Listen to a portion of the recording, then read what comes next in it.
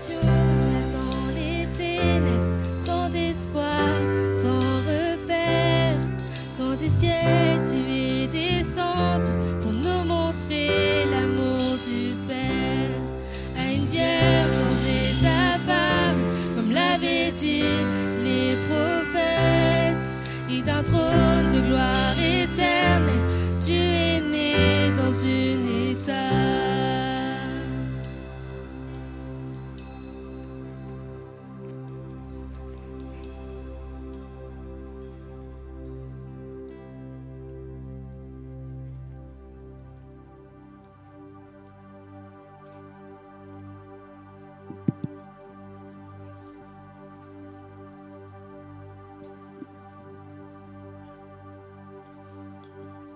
Les ténèbres là, pas d'espoir et de repère. Mesdames et messieurs, bienvenue à bord du bateau Vie Nouvelle. Mesdames et messieurs, bienvenue à bord du bateau Vie Nouvelle.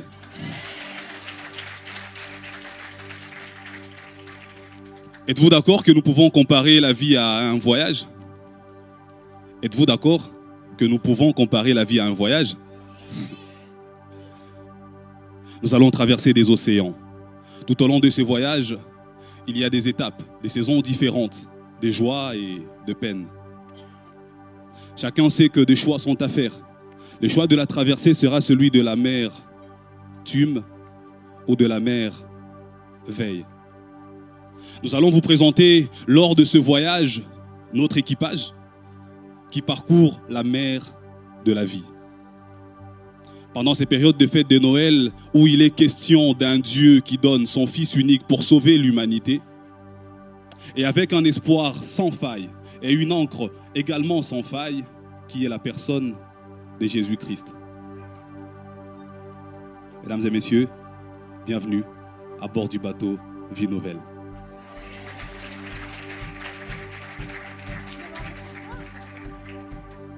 Avec Jésus dans mon bateau, je peux rire de la tempête, rire de la tempête, rire de la tempête. Avec Jésus dans mon bateau, je peux rire de la tempête. En route vers le ciel, en route vers le ciel, en route vers le ciel. Avec Jésus dans mon bateau, je peux rire de la tempête et en route vers le ciel. Dans mon bateau,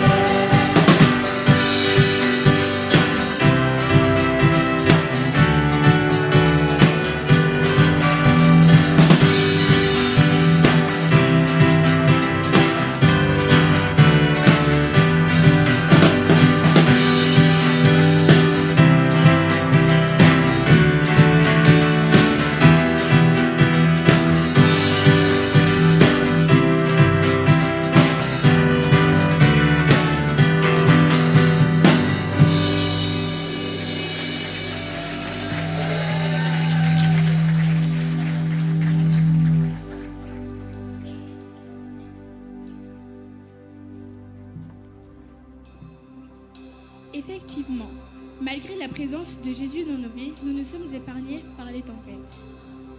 Nous allons vous raconter cette histoire dans la Bible des disciples qui se trouvaient dans le bateau.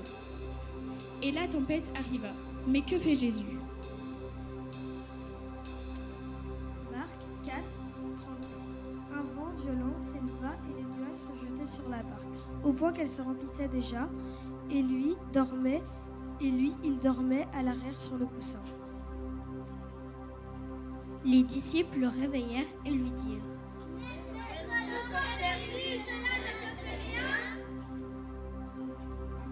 Il se réveilla, menaça le vent et dit à la mer: Silence, tais-toi. Le vent tomba et il y eut un grand calme. Jésus leur dit: Pourquoi êtes-vous si craintifs? N'avez-vous pas encore de foi? Saisis d'une grande crainte, ils se disaient entre eux: Qui est cet homme? Même le vent et la mer lui obéissent.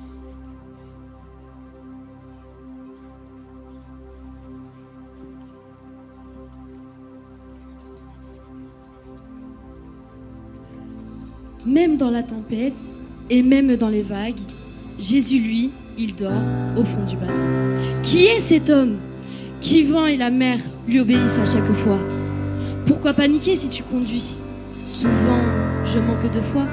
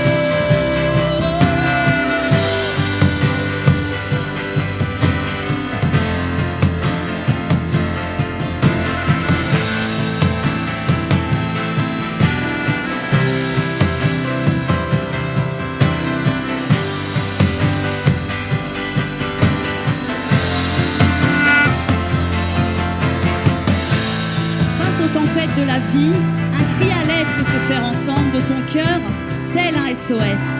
Seigneur, m'entends-tu? Seigneur, vois-tu ma situation actuelle? Celle de ma famille, de ma santé, de mon travail? Et je te laisse nommer la suite. Quel est ton SOS?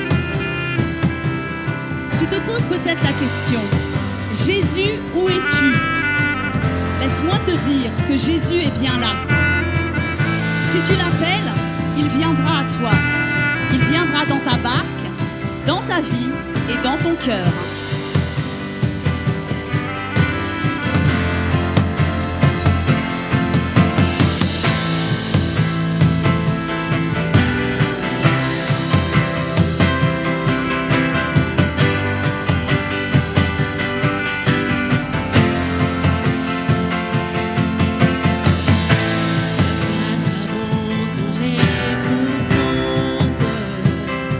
Ta main puissante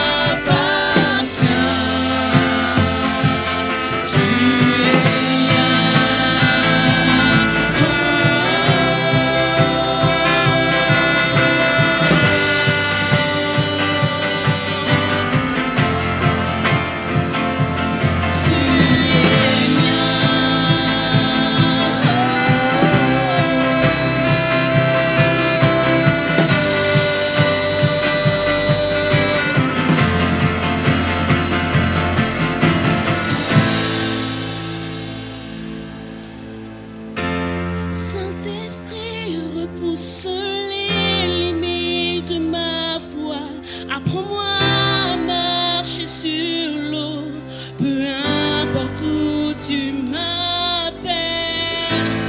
Conduis-moi plus loin que je n'oserais m'avancer, et ma foi sera fortifiée dans la présence de mon Sauveur.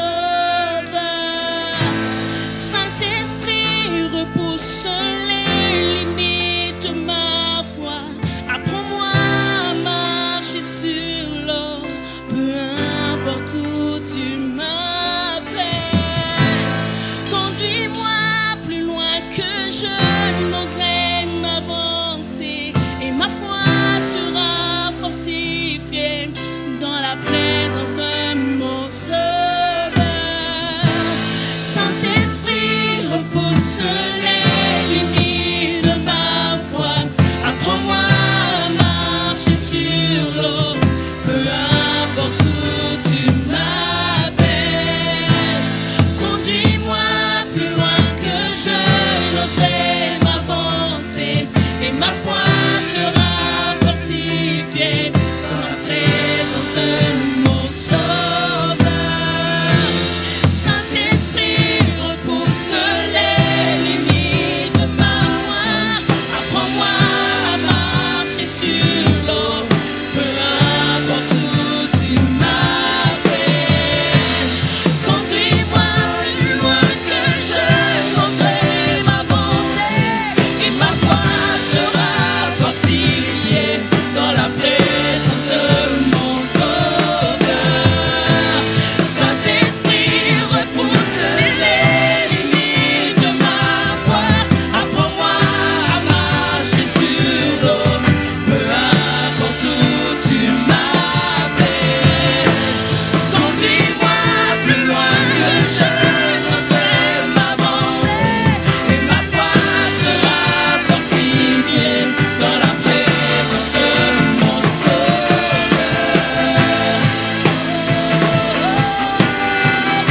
Apprends-moi à marcher sur l'eau.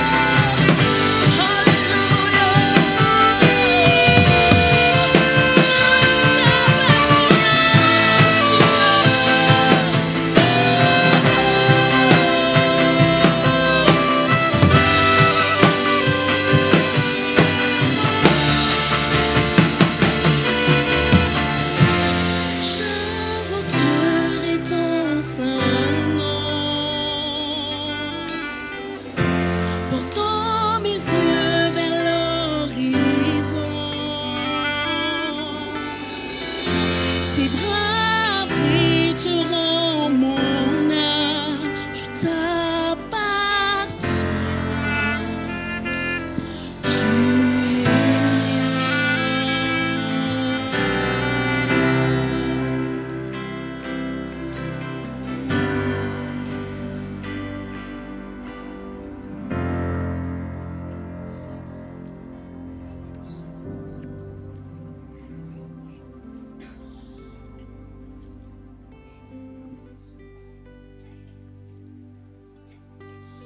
Avec lui, seras-tu épargné des tempêtes? Sûrement pas, car les tempêtes font partie du voyage. Mais Jésus calmera la tempête si tu places ta confiance, ta foi en lui. La tempête sera là, mais tu seras dans la paix et la confiance que Jésus peut te donner. Alors, il t'amènera à marcher sur l'eau. Cela veut dire à marcher sur l'impossible de ta vie, à marcher sur les tempêtes, tout en regardant à lui, car c'est en lui que vient la force, le courage et la paix dont tu as besoin. Jésus t'aime et jamais il ne t'abandonnera.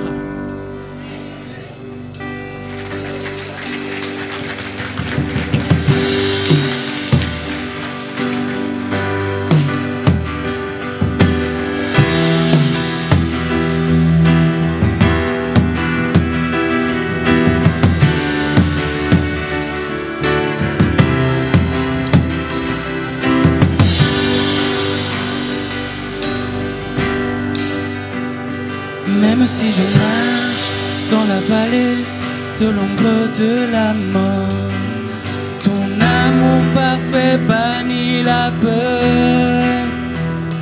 Même si je suis pris au milieu des remous de la vie, je tiendrai, je sais que tu es là.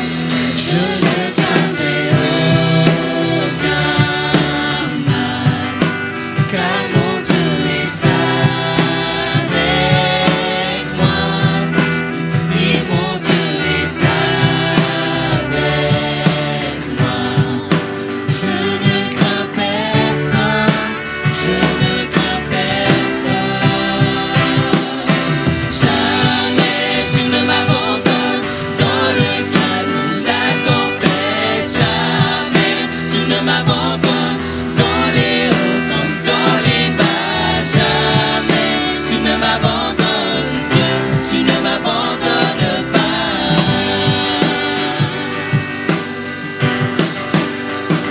Et je vois une lumière, elle apparaît à celui qui tient bon. Une lumière d'un éclat sans pareil. Alors viendra la fin de ce tourment, mais jusqu'à ce grand jour, nous voulons te connaître ici-bas. Je ne craindrai aucun mal, car mon Dieu est avec moi. Si mon Dieu est avec moi, je ne crains personne, je ne crains personne. Jamais tu ne m'abandonnes dans le calme ou la tempête. Jamais tu ne m'abandonnes dans les hauts comme dans les bas. Jamais tu ne m'abandonnes, Dieu, tu ne m'abandonnes pas. Non, jamais. Jamais tu ne m'abandonnes dans le calme ou la tempête. Jamais tu ne m'abandonnes dans les hauts comme dans les bas. Jamais tu ne m'abandonnes, Dieu, tu ne m'abandonnes pas.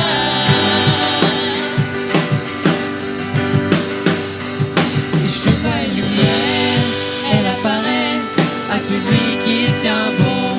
Alors viendra la fin de ces tourments, mais jusqu'à ce grand jour, je louerai ton nom, je louerai ton nom.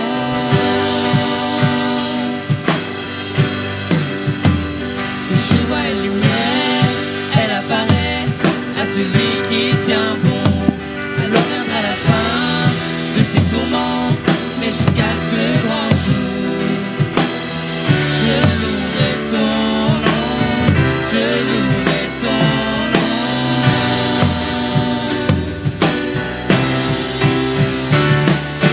Jamais tu ne m'abandonnes dans le calme ou la tempête. Jamais tu ne m'abandonnes dans les hauts comme dans les bas. Jamais tu ne m'abandonnes, Dieu, tu ne m'abandonnes pas.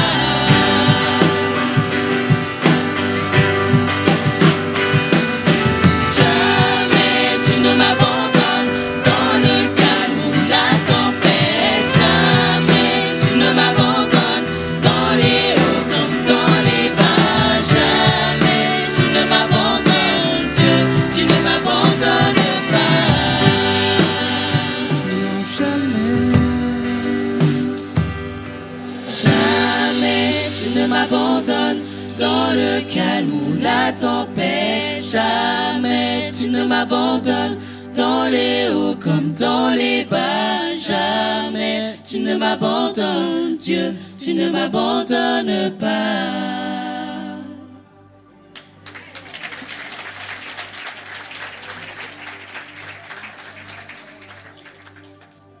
Voilà, notre voyage touche à sa fin. Nous voulons que vous compreniez qu'avec Jésus, dans le bateau de chacun, nous avons la victoire en lui dans nos vies. Et nous voulons chanter et proclamer qu'il est l'auteur de notre vie, que Jésus est l'auteur de ma joie, celui qui est fidèle et qui ne m'oublie jamais.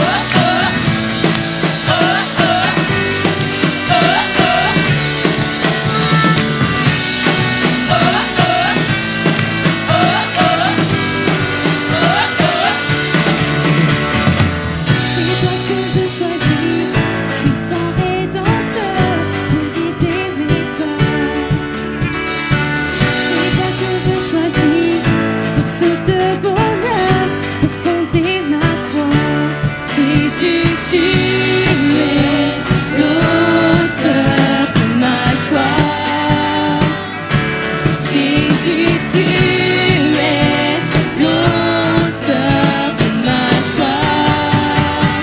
Celui qui donne un souffle quand le mien s'affaiblit, celui qui est fidèle, qui jamais ne m'oublie. Jésus, tu es l'auteur de ma joie.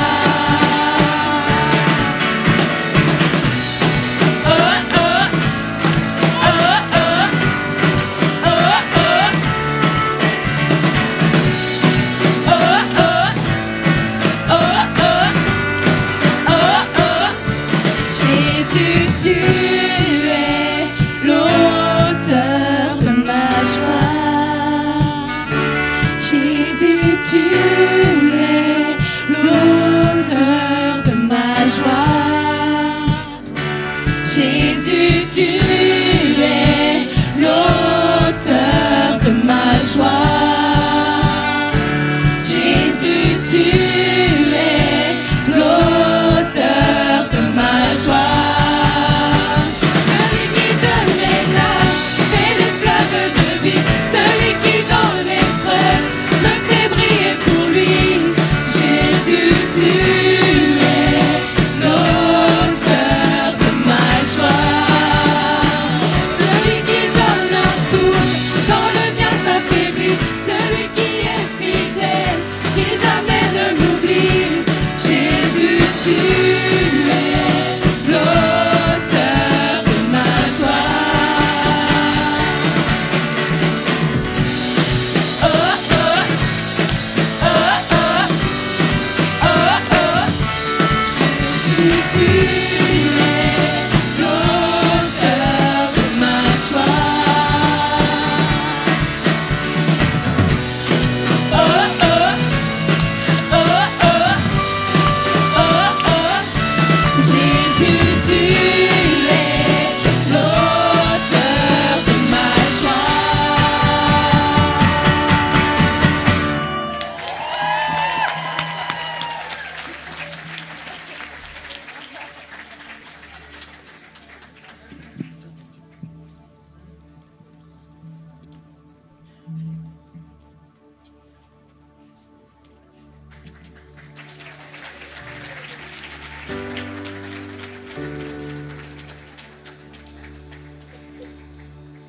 J'ai la tête sous l'eau, mais pourquoi paniquer?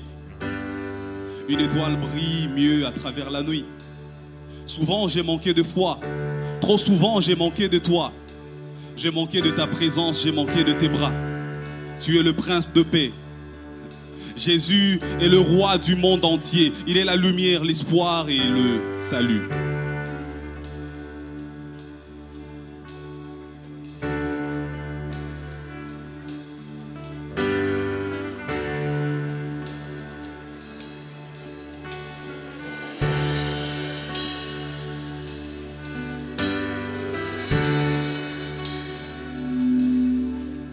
La terre dans l'eau abrite l'espoir.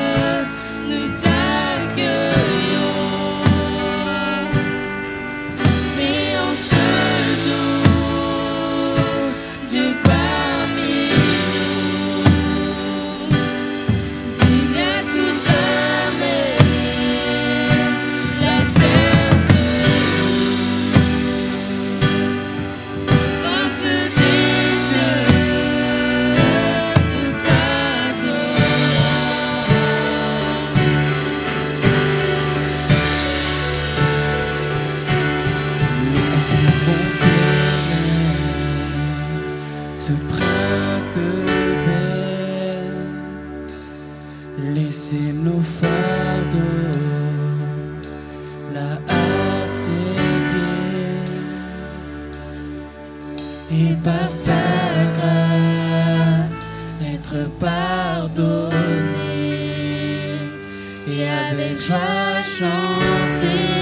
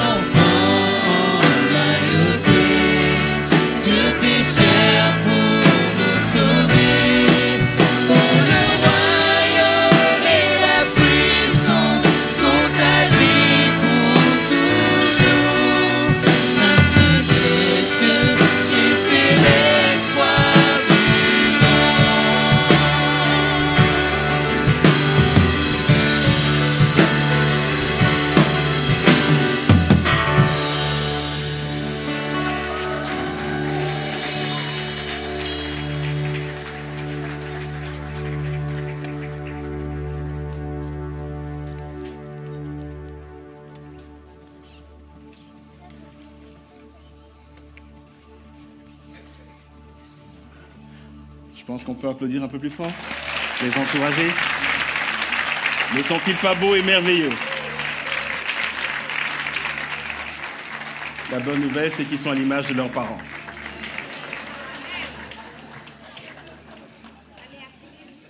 Voilà, je vais laisser les enfants s'installer.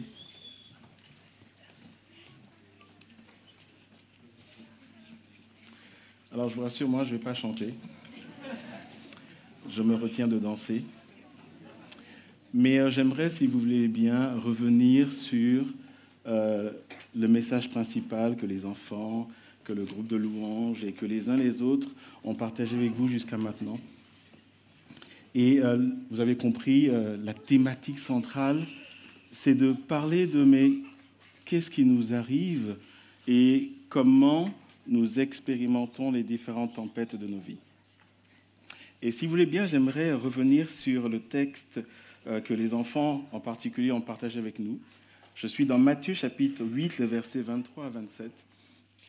Et dans les quelques minutes qui vont suivre, 15 à 20 minutes tout au plus, j'aimerais qu'ensemble nous regardions à Jésus qui calme la tempête. Matthieu 8, 23 à 27 dit ceci: il monta dans la barque et ses disciples suivirent. Et voici, il s'éleva sur la mer une si grande tempête que la barque était couverte par les flots. Et lui, il dormait. Les disciples s'étant approchés le réveillèrent et dirent: Seigneur, sauve-nous, nous périssons. Il leur dit: pourquoi avez-vous peur, gens de peu de foi? Alors il se leva, menaçant les vents et la mer, et il eut un grand calme. Le verset 27, ces hommes furent saisis d'étonnement. Quel est celui-ci, disait-il, à qui obéissent même les vents et la mer? Et avant de continuer, j'aimerais donner un contexte. Nous sommes en plein dans le ministère de Jésus.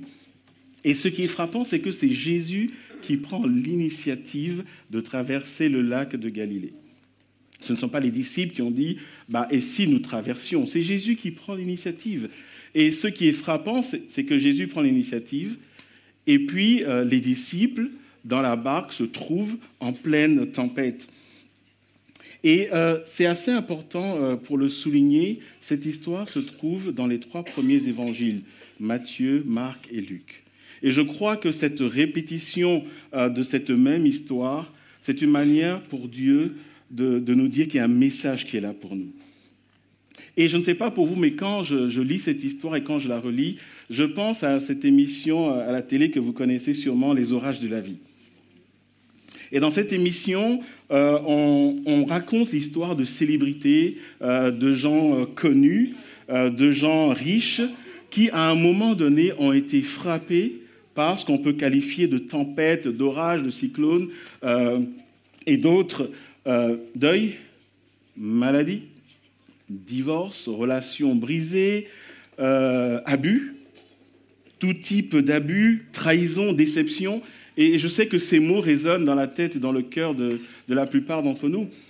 Et à titre personnel, alors que je suis heureux d'avoir ma grande sœur qui est là au milieu de nous, et comme je veux passer un bon après-midi, je ne vous dirai pas qu'elle est sur ma droite, je ne vous dirai pas qu'elle est au 3e rang, contre le mur, et je ne vous dirai surtout pas qu'elle s'appelle Carole.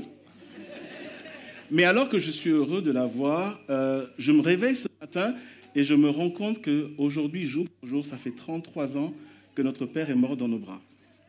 Et je me rappelle encore, c'était dans la nuit du 21 au 22 décembre.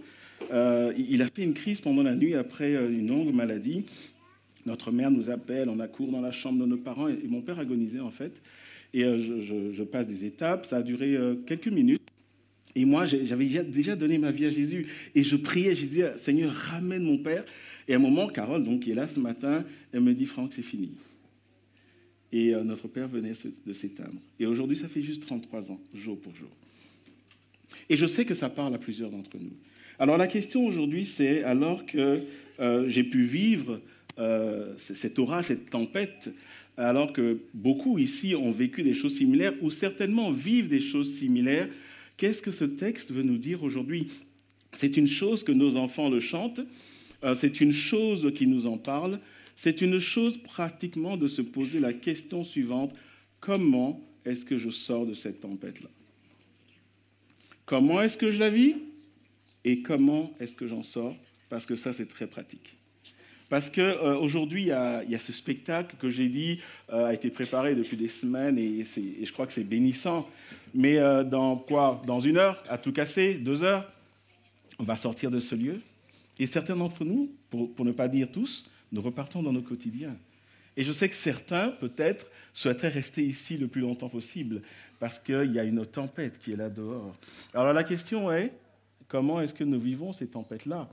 Et quand on lit ce texte, souvent nous mettons l'emphase sur nous, sur ce que nous vivons. Mais j'aimerais ce matin, si vous voulez bien, relire ce texte sous un angle différent. Parce qu'en réalité, si vous regardez bien ce texte, on nous parle des disciples, on ne les nomme même pas. On ne nous dit pas combien ils sont, mais toute l'emphase est mise sur Jésus. Toute l'emphase est mise sur Jésus. Et ce matin, j'aimerais qu'ensemble que nous comprenions que lorsque nous vivons des tempêtes, des orages, il est très important de mettre l'emphase sur Jésus. Et ce texte, encore une fois, qui a été répété à 3 reprises dans la Bible, Matthieu, Marc et Luc, nous dit 3 choses en particulier sur Jésus. Et si vous voulez bien, pendant les prochaines minutes, j'aimerais que nous regardions à ça. La première chose que ce texte nous dit, c'est que Jésus ne panique pas. Alors, qu'est-ce que ça veut dire, Jésus ne panique pas? Je relis, si vous voulez bien, Matthieu 8, 24. « Et voici, il se va sur la mer une si grande tempête que la barque était couverte par les flots. » Donc, il y avait un risque d'inondation qui était là. Et lui, il dormait. Il est à noter que parmi les disciples, il y avait des pêcheurs expérimentés. Et je ne sais pas si dans vos familles, il y a des pêcheurs ou s'il y a un pêcheur ici, mais en général, un pêcheur, quand il regarde un peu la météo, il peut anticiper que la mer va être houleuse et qu'il ne faut certainement pas sortir. Mais là, on voit qu'il n'y a pas eu moyen d'anticiper. Et le texte nous dit que la tempête s'est levée de manière soudaine, pas moyen d'anticiper. Et vous savez quoi? Le mot traduit en français par tempête vient d'un mot grec qui est le même mot qu'on utilise pour tremblement de terre, pour séisme, pour bouleversement, pour détresse, pour une secousse intense. Et en fait, ce texte nous dit que de manière soudaine, ils ont été intensément secoués. Mais Jésus dort. Alors pourquoi il dort? Certainement parce qu'il était fatigué, parce que quand vous lisez le contexte, il a prêché toute la journée, il a enseigné, il s'occupait des foules, etc.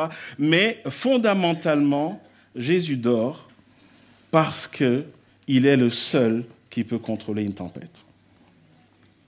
C'est un peu comme nous, quand nos enfants accourent et ils disent « Papa, maman, il se passe quelque chose ». Parfois, nous sommes calmes. Pourquoi? Parce que ce qui, pour nos enfants, est une catastrophe, pour nous, c'est rien du tout. Alors, il y avait un exemple qui me venait en tête, mais ça ne marcherait pas. J'avais envie de dire, c'est quand nos enfants voient des bestioles, mais je me suis rappelé que parfois, des parents aussi ont peur des bestioles. Donc, je ne vais pas vous donner cet exemple-là. D'accord? Mais on se comprend, parce que nous sommes des adultes, parce que nous contrôlons la situation. Autant nos enfants sont paniqués, autant nous ne sommes pas stressés. Et regardons dans le verset 25, l'attitude des disciples. Ils s'approchèrent, ils réveillent Jésus et ils disent « Seigneur, sauve-nous, nous périssons. » Je ne sais pas pour vous, mais si je suis dans une barque qui est à même de couler, je vais plutôt demander secours à un pêcheur professionnel. Mais ils vont vers Jésus. Et le contexte aussi, c'est qu'il n'y avait pas la seule barque qui était prise sur le lac de Galilée. Quand vous lisez les 3 évangiles, il nous est dit que beaucoup suivaient cette barque, la barque de Jésus, parce que certainement, il voulait des miracles, etc. Jésus était en plein dans son ministère, il faisait de grandes choses. Il guérissait des malades, chassait des démons, etc. Mais nous voyons les disciples qui disent « Seigneur, sauve-nous, nous périssons. » Et ce matin, j'aimerais dire à quelqu'un, lorsque nous sommes dans une tempête, il faut aller vers la seule personne qui est capable d'apaiser la tempête. La seule personne qui contrôle la tempête. Et quand nous lisons attentivement, ils ne disent pas à Jésus. Moi, à leur place, je leur ai secoué Jésus, Jésus, je l'aurais appelé par son nom. Mais ils disent Seigneur. Pourquoi? Parce qu'ils reconnaissent son autorité. Ensuite, qu'est-ce qu'ils disent? Ils ne font pas une grande dissertation. Ils disent secours-nous, nous périssons. Secours-nous, nous périssons. Et ce matin, j'aimerais dire à quelqu'un qui dit « Je suis littéralement en train de m'enfoncer.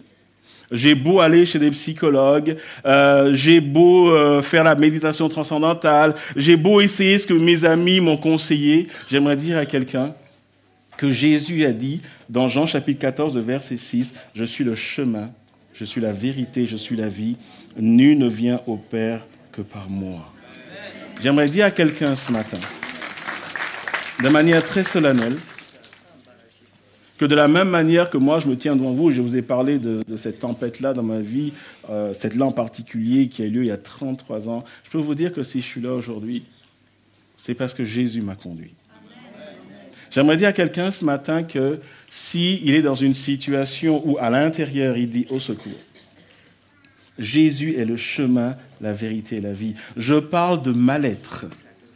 Je parle, vous savez, de frustration. Je parle de colère. Vous savez, il y a des gens qui sont à côté de nous et il y a une colère qui est là. Ils en veulent à leurs parents, ils en veulent à leurs amis et ils en veulent à la terre entière. Et parfois, ils ne savent même pas pourquoi ils sont en colère. Je parle à des personnes qui font cauchemar sur cauchemar. Vous savez, quand on se réveille en pleine nuit, on crie et on est tout en sueur et on ne sait pas pourquoi, mais tout ce qu'on sait, c'est qu'on va mal.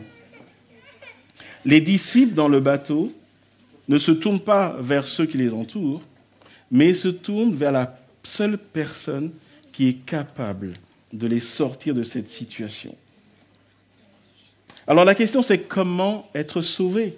Lorsqu'ils disent « Secours-nous, nous périssons », ils reconnaissent qu'ils sont en péril. La question, c'est comment être sauvé ?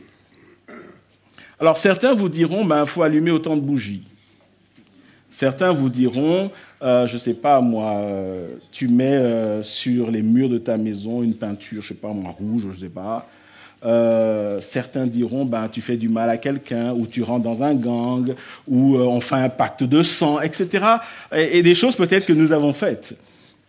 Et cette question de comment être sauvé a été posée à plusieurs reprises dans la Bible par un jeune homme riche, et je crois que cet exemple a été donné pour couvrir tous ceux d'entre nous peut-être qui financièrement sont à l'abri du besoin, mais qui pour autant n'ont pas la paix dans leur cœur.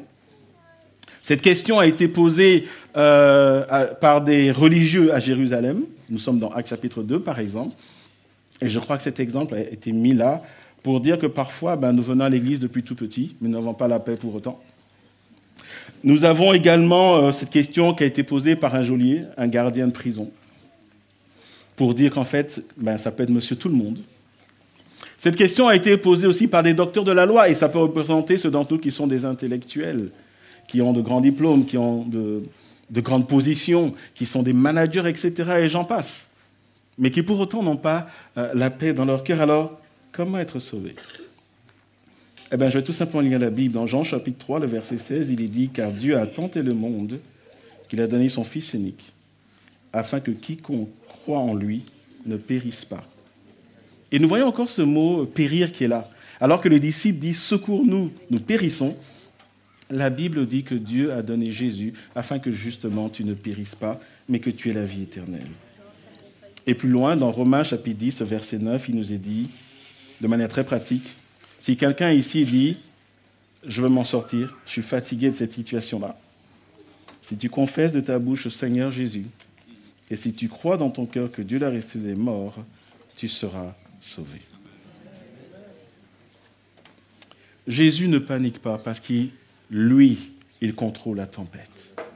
La deuxième chose que ce passage nous dit, alors que nous sommes en train de mettre l'emphase sur Jésus, et c'est tout simplement à la suite de ce que je viens de dire, Jésus gère la situation. Dans le verset 26, il nous est dit, « Et il leur dit, mais pourquoi avez-vous peur, gens de peu de foi ?»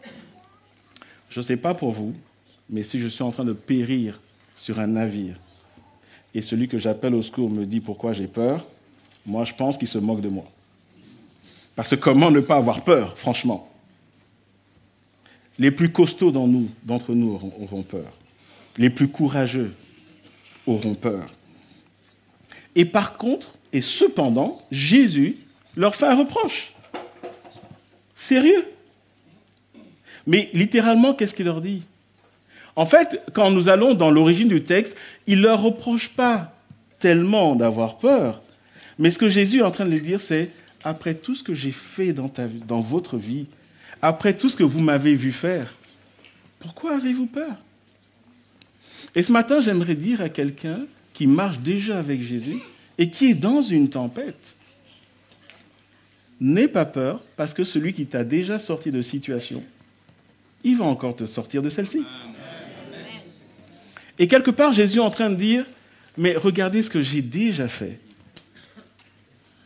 Notamment dans le contexte, guéri des malades, il a fait des miracles, il a chassé des démons. Et c'est important de noter qu'il a chassé des démons parce que Jésus est en train de dire, même des situations spirituelles dans lesquelles tu te trouves, même une oppression qui est sur ta famille, sur toi, Vous savez, le genre de choses où tu commences un truc et ça finit jamais. Et à un moment, tu te dis, mais qu'est-ce qu'il y a, je suis maudit ou quoi? Est-ce que je parle à quelqu'un ce matin? Et Jésus dit, mais je l'ai déjà fait. Je peux encore le faire. Et ce matin, j'aimerais dire que Jésus veut que tu comprennes qu'il est capable de gérer la situation que tu vis. Et regardons comment il a fait. Les enfants ont lu un verset que je vais relire. Et là, je vais aller dans Marc, parce que Marc nous donne une précision. Marc, chapitre 4, verset 39, dit « S'étant réveillé, il menaça le vent, et il dit à la mer, « Silence, tais-toi. » Et le vent cessa, et il eut un grand calme. » Alors, je ne sais pas si vous avez vécu une tempête, mais on va prendre un petit vent, quand ça souffle un peu, et quand nos arbres cassent et on n'ose pas sortir, d'accord? Ça, c'est des petites tempêtes comparées à ce que ce texte dit. Logiquement, quand une tempête s'apaise, ça se fait de manière graduelle, n'est-ce pas? Mais ici, il nous est dit que le vent a cessé immédiatement. On a une situation d'une grande secousse, nous dit la Bible, et quand Jésus intervient, il y a un grand calme qui intervient la seconde après. J'aimerais dire à quelqu'un ce matin, quelle que soit l'intensité de la tempête que tu vis, quand Jésus va intervenir, ça va s'arrêter d'un coup. Amen. Pourquoi? Parce que la puissance est dans le nom de Jésus. Et la dernière chose que j'aimerais vous dire, avant de laisser la place aux différentes équipes, ce passage nous montre fondamentalement que Jésus est Dieu. Dans le verset 27, on nous dit « Ces hommes furent saisis d'étonnement, et ils disent « Quel est celui-ci, disait-il, à qui obéissent même les vents et les mers ?» Dans le langage d'aujourd'hui, on dira « Mais c'est qui cet homme? De quoi est-il fait? Est-ce Captain America? Est-ce un Marvel?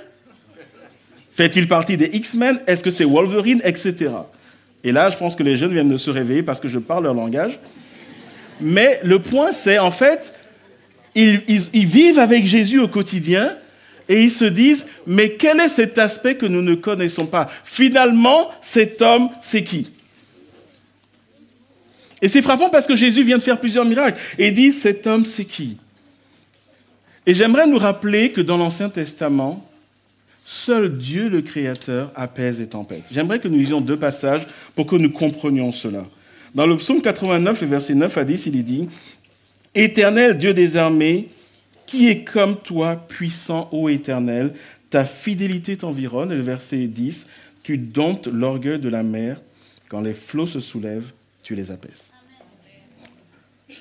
Le chapitre 107, psaume, les versets 28 à 30, qui va dans le même sens.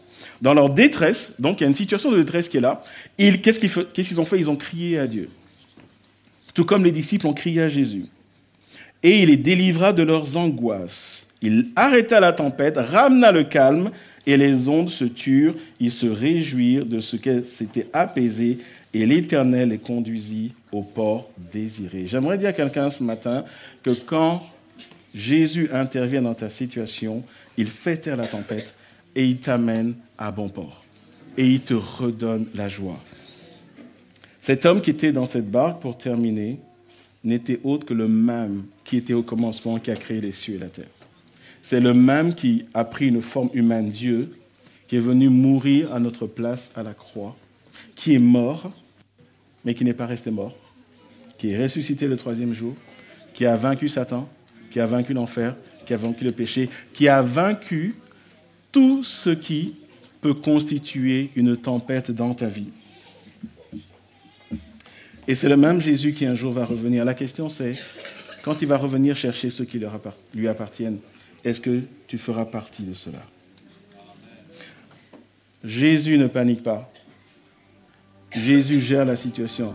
Vous savez, souvent les ados nous disent, en tout cas, chez moi à la maison, je ne veux pas dire qui le dit, mais sûrement chez vous aussi, papa, t'inquiète, je gère. Moi, quand j'entends ça, je me dis, c'est foutu. D'accord? Parce que là, ça veut dire, le truc m'a échappé, t'inquiète pas, je vais rattraper. Mais l'expérience montre que ça ne se rattrape jamais. J'aimerais te dire ce matin que quand c'est Jésus qui le fait, quand Jésus dit je gère, il gère vraiment. Parce qu'il est Dieu, parce qu'il contrôle toutes choses, parce que quand ça commence à souffler trop fort, il prononce une parole et ça se calme. Jésus peut te secourir dans ta situation. Mais de manière ultime, il peut sauver ton âme. Je crois que je parle à quelqu'un ce matin qui a essayé, qui s'est même mis dans des choses spirituelles. J'aimerais te dire ce matin que Jésus est le seul chemin. Et avant que j'aille m'asseoir, je vais vous demander un temps de silence où j'aimerais prier, s'il vous plaît. Je l'ai dit, ce que nos enfants, ce que le groupe de louange nous apporte sont de belles choses, mais ces choses en réalité nous parlent de choses concrètes.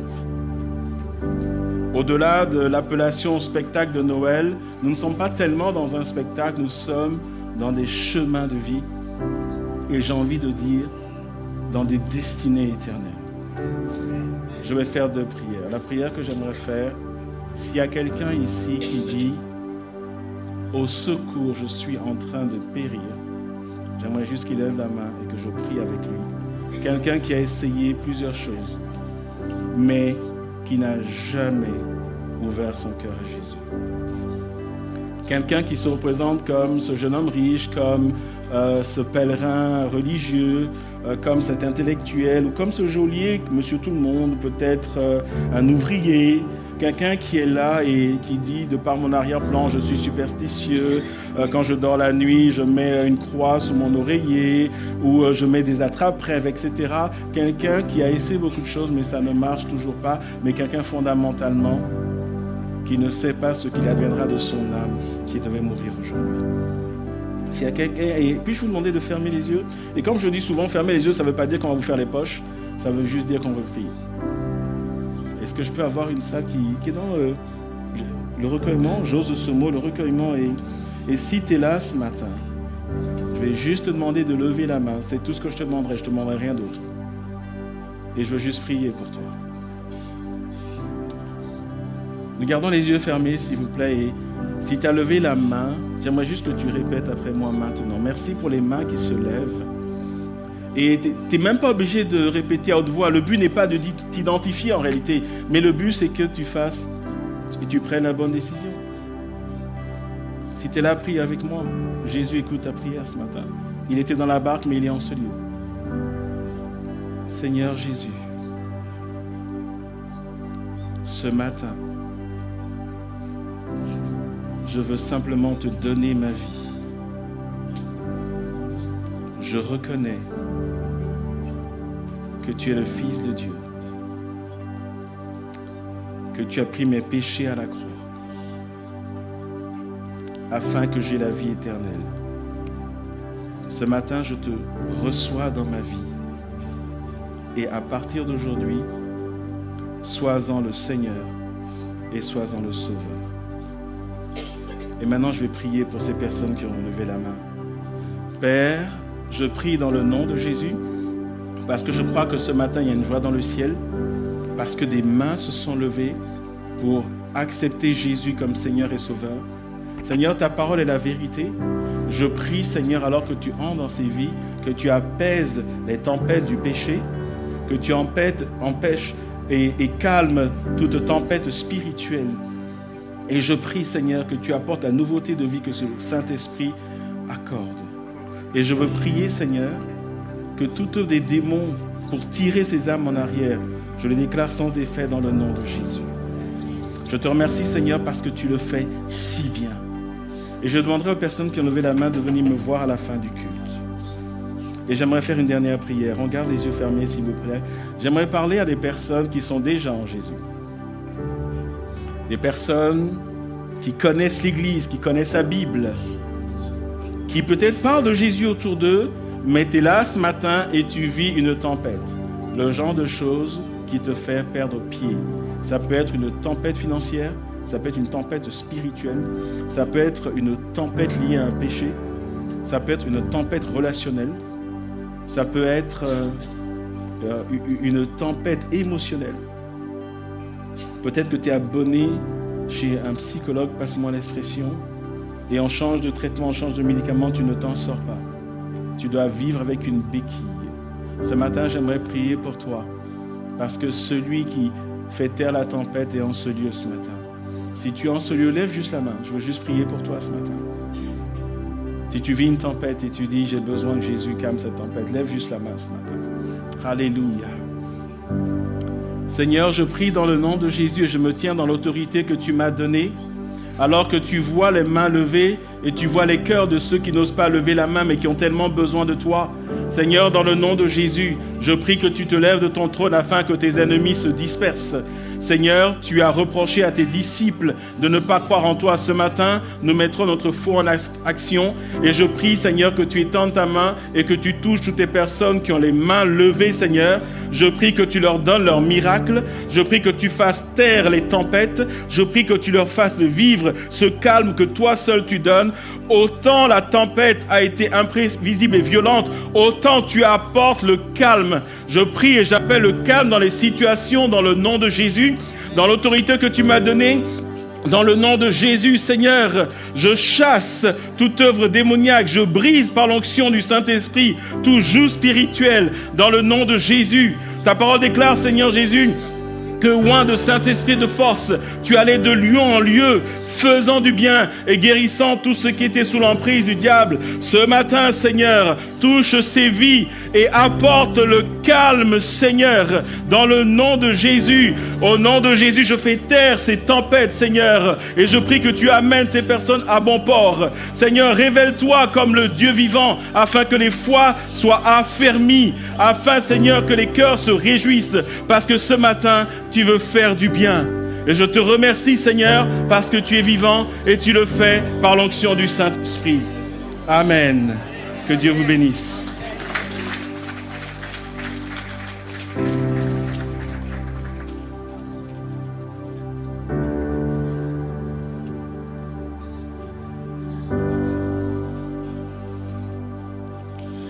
Car un enfant nous est né, un fils nous est donné. Il exercera l'autorité royale. Il sera appelé merveilleux, conseiller, Dieu fort, Père à jamais et Prince de la paix. Nous sommes dans la joie de vous annoncer que Jésus est dans ce monde. Bien plus que sa venue, nous l'avons dans nos cœurs. Amen.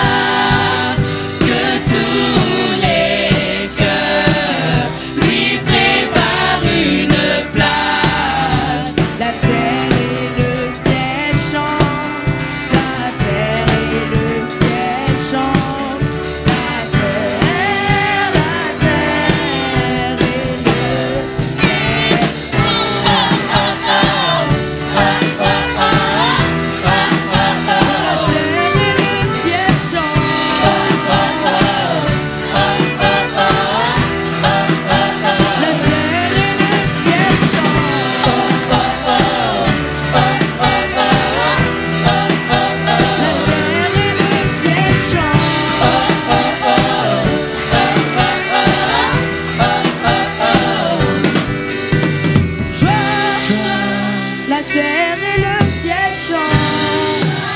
La terre et le ciel chantent. La terre et le ciel chantent. Oh, joie. La terre et le ciel chantent. La terre et le ciel chantent. La terre et le ciel chantent. Il règne sur le monde et fait connaître au peuple la gloire de sa justice, les merveilles de son amour, les merveilles de son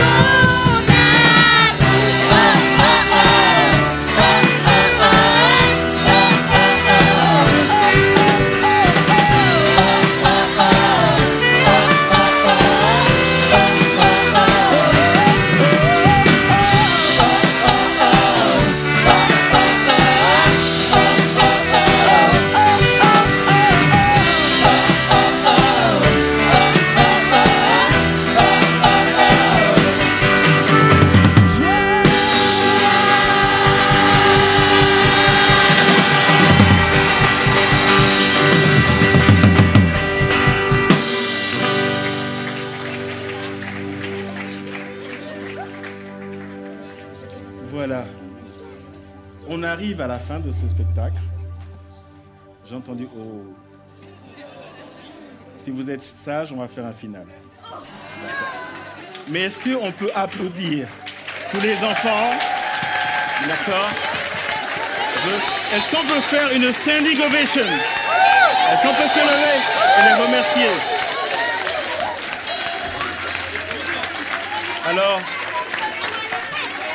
voilà, on va faire comme à la télé, on va faire une standing ovation, mais je vais quand même citer des personnes en espérant n'oublier personne. Je veux évidemment remercier la technique. Vous êtes censé applaudir chaque fois que je dis un truc. Voilà. Comme ça, vous savez, ça va prendre 20 minutes, d'accord? Ok. J'aimerais qu'on remercie le groupe de louanges. Voilà. Les moniteurs, les enfants. Les enfants. Et je veux particulièrement remercier Liliane qui est là, qui va se lever pour qu'on la voie. Voilà. Liliane qui a repris au dernier moment toute l'organisation, la coordination. Elle a fait un travail de mammouth. Et on veut la remercier pour ça. Je n'ai oublié personne. Ah, les jeunes et les ados, ils sont où? Ouais, pardon. Oh là là. Les jeunes et les ados. La chorégraphie, ils l'ont composée eux-mêmes. Et est-ce que vous avez aimé cette chorégraphie? Oui. Voilà. Vous n'êtes pas capable de faire autant, n'est-ce pas? Alors on les applaudit. Voilà. Je vous prie de vous rasseoir. Quelques annonces. Nous allons également prendre les offrandes. Nous sommes dans un culte. Je vais demander aux préposés de s'avancer pour les offrandes. Si vous êtes nouveau dans cette église, et si vous n'êtes pas nouveau, rappelez-vous, les offrandes ne sont pas obligatoires, elles sont volontaires. Si vous le sentez, vous donnez. Si vous ne le sentez pas, vous ne donnez pas. Il n'y a vraiment pas de problème. La Bible nous enseigne que Dieu aime ceux qui donnent avec joie. Je ne sais pas si le QR code va s'afficher derrière moi. Non. Mais au Valve, il y a un QR code. Il y a un compte bancaire. Vous pouvez donner lorsque... Vous pouvez y aller, messieurs. Voilà, vous pouvez donner et vous verrez, ils vous aimeront quand même si vous ne donnez pas. D'accord? Quelques annonces. Nous sommes à la fin d'année. Vendredi, nous sommes dans la réunion de prière et nous venons prier celui qui apaise les tempêtes, justement. Et nous vivons de bons moments. Vendredi, en ce lieu, à 19h. C'est tous les vendredis à 19h, sauf indication contraire. Dimanche prochain, c'est le 29 décembre, nous n'aurons pas culte. Pourquoi? Parce que nous aurons un culte le 31 décembre. Et nous avons appelé ça le culte des nations. Pourquoi? Parce que nous avons une vingtaine de nationalités dans cette église. Et on veut prendre un temps pour manger. Ça commencera vers 19h, je crois. Je regarde à droite, à gauche. Vers 19h. Et bien sûr, les inscriptions sont clôturées. Mais je précise que si vous avez prévu quelque chose en famille ou resto ou autre chose à 19h, vous pouvez nous rejoindre à 22h parce que le culte va commencer à 22h. Un temps de louange, un temps d'action de grâce. Il y aura une courte exhortation et nous passerons de 2024 à 2025 dans la prière, dans la joie, dans la célébration.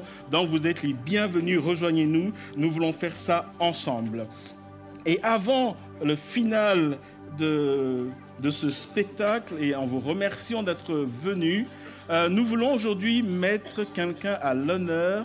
Nous avons une jeune dame qui aujourd'hui fête ses 87 ans, record battu. Je vais demander à Morissette de bien vouloir se lever, si tu veux. Voilà. Tu peux juste rester là, Morissette. Voilà.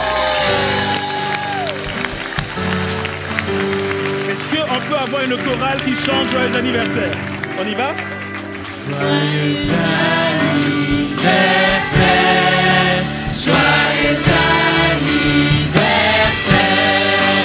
joyeux anniversaire, Morissette.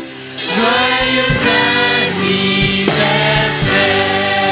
que Dieu te bénisse, et que Dieu te bénisse, et que Dieu te bénisse, Morissette. Que Dieu te bénisse.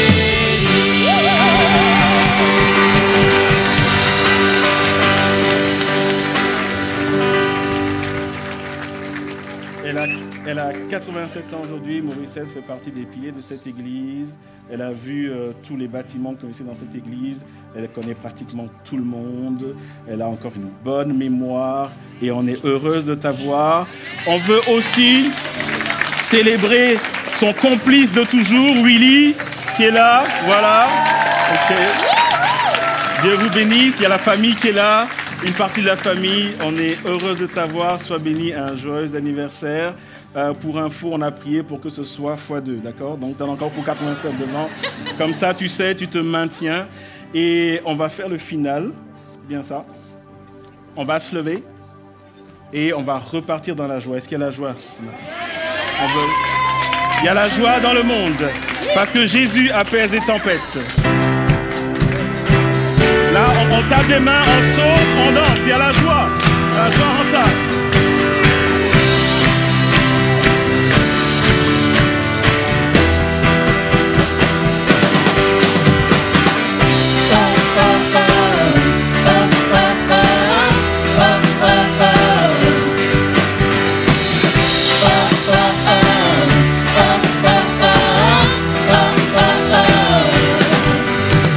Joie dans le monde, le Seigneur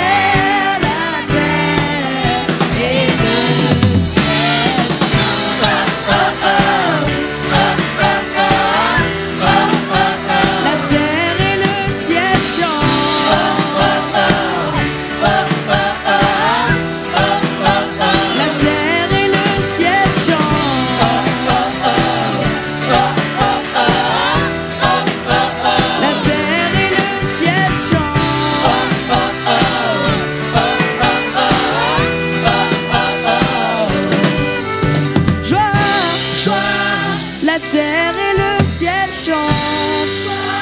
La terre et le ciel chantent. La terre et le ciel chantent.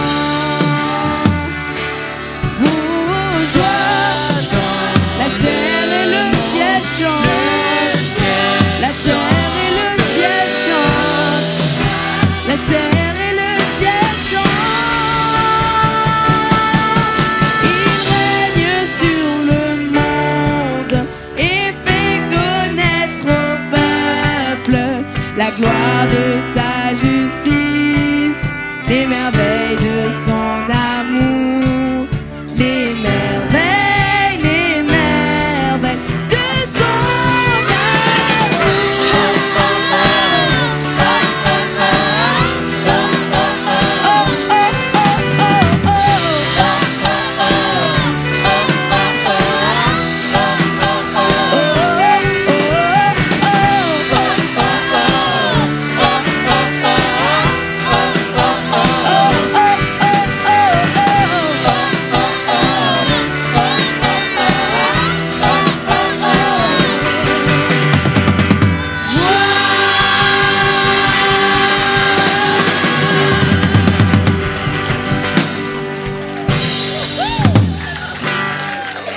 Voilà, nous arrivons à la fin de ce spectacle.